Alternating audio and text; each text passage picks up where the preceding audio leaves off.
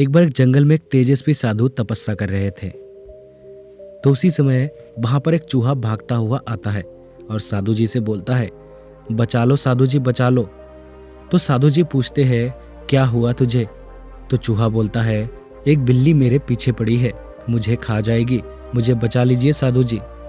साधु जी को उस चूहे पर दया आ जाती है और साधु जी उस चूहे के सिर पर हाथ फेरते हैं और उसे बिल्ली बना देते हैं। कुछ टाइम होता है, वही चूहा जो बिल्ली बन चुका होता है फिर से भागता हुआ उसी साधु के पास आता है और बोलता है, साधु जी बचा लो मुझे। साधु जी बोलते हैं, अब क्या हुआ? अब तो तू बिल्ली बन गया है, अब क्या परेशानी आ गई? तो बिल्ली बोलती है, साधु जी अब मेरे पीछे एक कुत्ता पड़ गया है, मुझे बचा लीजिए, नहीं तो वो मुझे मार डालेगा। तो साधु जी उसके सर पर दोबारा हाथ फेर देते हैं और उसे इस बार कुत्ता बना देते हैं और फिर वो कुत्ता वहां से चुपचाप चला जाता है। कुछ टाइम बाद फिर वो कुत्ता भागते हुए उसी साधु के पास आता है और साधु जी से बोलता है, अब मेरे पीछे एक शेर पड़ गया है, मुझे बचा लीजिए, नहीं तो वो मुझे मार डालेगा।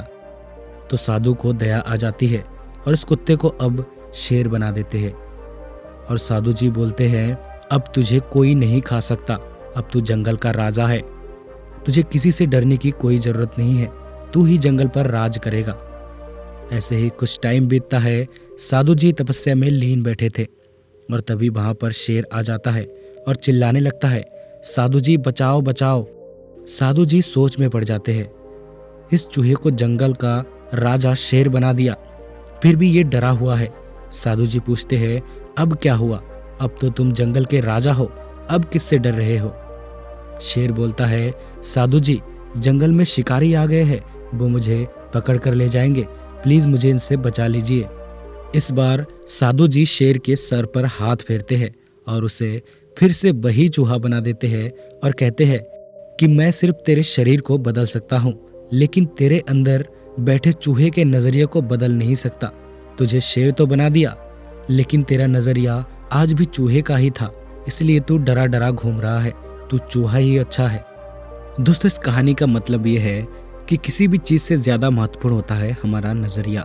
चूहे को चाहे जितना भी शेर की खाल पहना दी जाए, वो कभी शेर नहीं बन सकता जब तक उसके अंदर से उसका नजरिया न बदल जाए।